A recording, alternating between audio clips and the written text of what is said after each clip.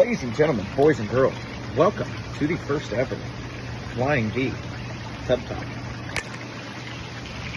We were blessed enough yesterday to get a very good rain. I know our boys to the south, just a little bit outside town, they got like an inch 60, and we ended up with about an inch 25 here at the HQ.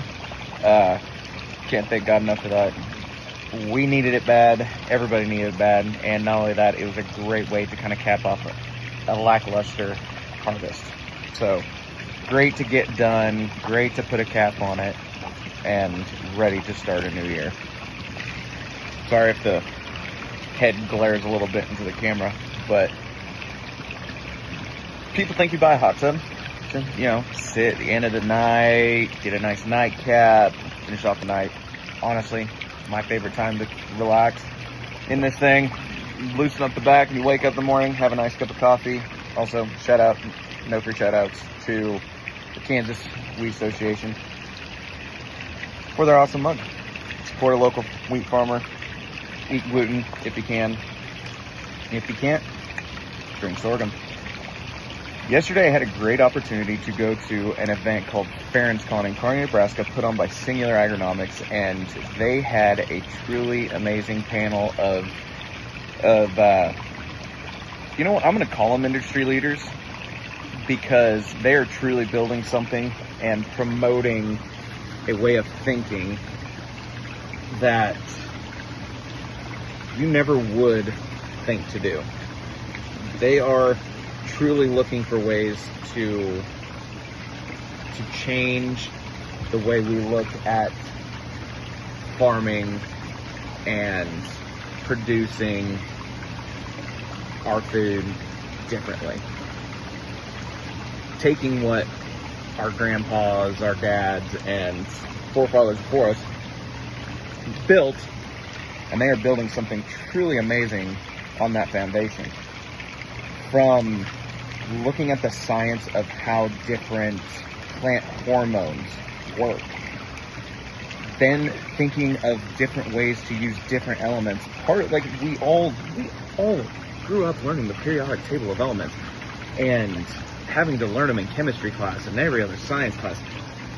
Why are we only using certain ones on that periodic table? Why? Are there other ones that happen to react well with our plants, with our crops, with the air around us? Why are we only looking at 3 of them, and on occasion a couple others? On top of that, why do we have to plant one crop in the field?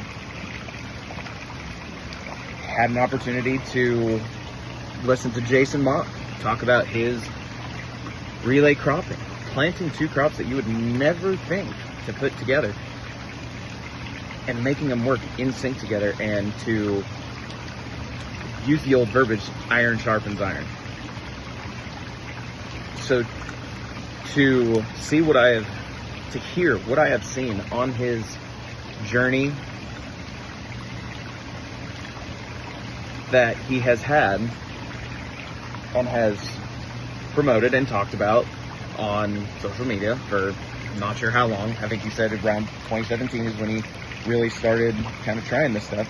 And honestly, it was a way different change to hear and be able to actually ask him questions. Was truly a way to break a mold in my own way of thinking. To break out of that cycle of, well, there's no way it could work here. That, oh, there's, cool, he's doing this stuff in Indiana, that's, how does it equate to here? But to actually hear him say, when I actually ask him the question, is there an amount of rain that is too little to make the system work? And have him answer it correctly, and with the science, and with the math, was actually really, really cool. I want to cap this off with kind of paraphrasing, slightly quoting, paraphrasing, phrasing. One of the greatest